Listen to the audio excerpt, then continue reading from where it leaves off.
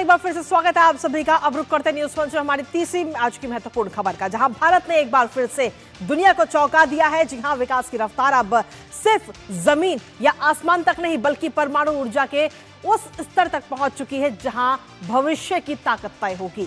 जी हां, भारत का prototype fast breeder reactor अब क्रिटिकल श्रेणी में पहुंच चुका है। और सिर्फ एक रिएक्टर नहीं है ये, बल्कि भारत के 3 चरणीय न्यूक्लियर प्रोग्राम का एक मजबूत दूसरा कदम है, जिससे अब भारत सिर्फ ऊर्जा उपभोक्ता नहीं बल्कि ऊर्जा निर्माता बनने की दिशा में आगे बढ़ रहा है। और एक ऐसा देश जो जितना ईंधन खर्च करेगा उससे कहीं ज्यादा पैदा करने की क्षमता भी रखेगा। और सबसे बड़ी बात, थोरियम, जिसका दुनिया में सबसे बड़ा भंडार अकेले भारत के पास है। आखिर कैसे काम करेगा ये फास्ट ब्रीडर रिएक्टर और कैसे यूरेनियम से बनेगी प्लूटोनियम और फिर थोरियम से पैदा होगी बिजली, बताएंगे आपको, साथ ही करेंगे चर्चा। उससे पहले आपको दिखाते हैं न्यूक्लियर पावर भारत की एक और छलांग। जी हाँ, न्यूक्लियर पावर में भारत ने एक और छलांग लगाता हुआ भारत नजर आया है। और इसमें सीधे तौर पर हम कह सकते हैं कि न्यूक्लियर प्रोग्राम पर एक बड़ा अपडेट हाल ही में शेयर भी किया गया है, जिसको लेकर के लगातार पिछले काफी लंबे समय से तैयारियां भी की जा रही थी।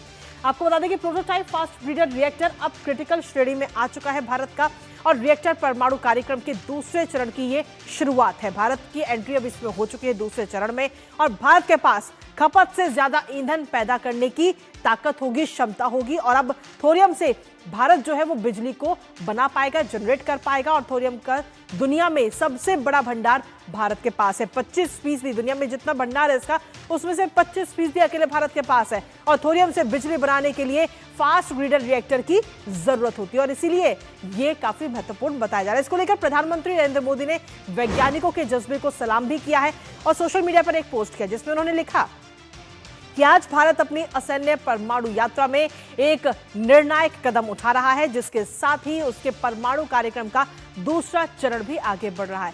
आपको बता दें कि स्वदेशी रूप से डिजाइन और निर्मित प्रोटोटाइप फास्ट ब्रीडर रिएक्टर ने क्रिटिकलिटी हासिल कर ली है, और ये उन्नत रिएक्टर जो अपनी खपत से ज्यादा ईंधन उत्पन्न करने में सक्षम है। इसी के साथ हमारे सहयोगी दीपक रावत इस वक्त जुड़ गए हैं ताजा अपडेट के साथ।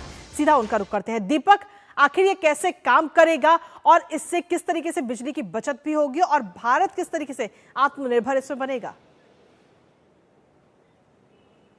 जी कृतिका, इसको बेहद आसान शब्दों में हम अपने दर्शकों तक समझा सकें तो उसका ये मतलब निकलता है कि हमारा देश पिछले कई सालों से 2 चीज़ों पर काम कर रहा था। पहला ये कि कम से कम ईंधन इस्तेमाल हो ताकि बिजली बनाई जा सके, और दूसरा आगे चलकर हम भविष्य में ऐसी प्रणाली पर काम कर सकें कि हमें अपने जो प्राकृतिक संसाधन हैं, अपनी जो संसाधन हैं, उस पर हम अपना जो है बिजली बना सकें, हमें बाहर के देशों पर निर्भरता नहीं रहेगी। अब इसी को लेकर देश में बहुत सालों से काम हो रहा था। अब वो काम कैसे हो रहा था, अब इसको समझिए कि जो अब प्रोटोटाइप फास्ट ब्रीडर रिएक्टर हमने बनाया है वो इस तरीके का है कि जब हम पहले बिजली जो बन रही थी यूरेनियम का इस्तेमाल करके बिजली बनती थी, लेकिन जब बिजली बनाने में यूरेनियम का इस्तेमाल होता था तो उसमें प्लूटोनियम निकलता था। वो प्लूटोनियम अब जो है वो इस्तेमाल होगा इस फास्ट ब्रीडर रिएक्टर में, और उसके बाद ये आगे चलकर उसमें इस तरीके का ईंधन तैयार करेगा कि जितना ईंधन ये खा रहा है उससे कई गुना ईंधन ये तैयार करेगा। यानी कि आप इसको ऐसे समझिए कि किसी गाड़ी में अगर हम पेट्रोल का इस्तेमाल कर रहे हैं तो वो गाड़ी पेट्रोल